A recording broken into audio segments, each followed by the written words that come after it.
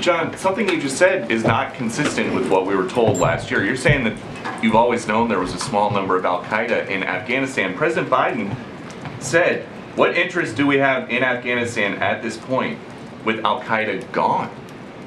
Yeah, I mean, in a major way, al-Qaida was not playing no, wait, let me finish. They weren't playing a major role in operations or resourcing or planning in Afghanistan. But Peter, I know specifically because I was at a different podium a year ago, and we talked about the fact that al-Qaida had a presence in Afghanistan, but small and not incredibly powerful or potent. And I think, again, without getting into numbers, we would still assess that to be the case. So we know that the Taliban was harboring the world's most wanted terrorist. You guys gave a whole country to a bunch of people that are on the FBI most wanted list. What did you think was going to happen? I would take issue with the premise that we gave a whole country to terrorist groups. I mean, again, I'd encourage you to ask. Harboring the world's #1 terrorist. How is that not giving a country to a terrorist sympathizing group?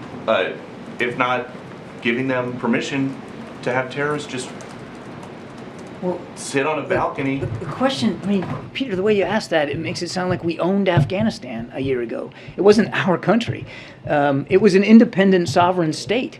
And the president made a bold decision to end a war that had been going on for 20 years because he believed then, and still believes now, that our national security interests are best met by meeting the threats of today, not the threats of 2001.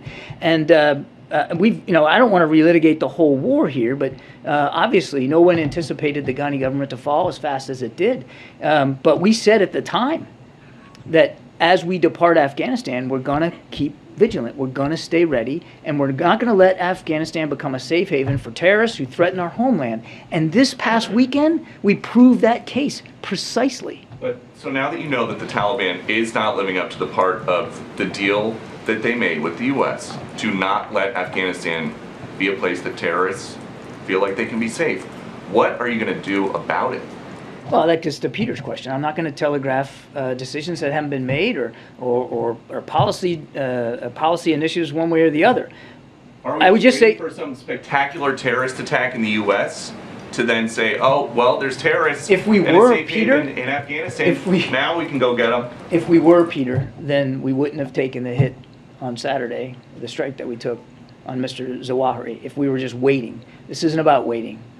It's about watching. And we watched very closely, and we acted on what we learned. And I would go so far as to say not only the American people are safer as a result of President Biden's decision, but the rest of the world is safer. Does that mean that the threat from al-Qaida is over? No, of course it's not. Now, they'll have to make some decisions here, and we'll watch that too. And if we discern a threat to the American homeland again from them or any other terrorist group, the president will reserve the right to take that action again. We're going to go around here.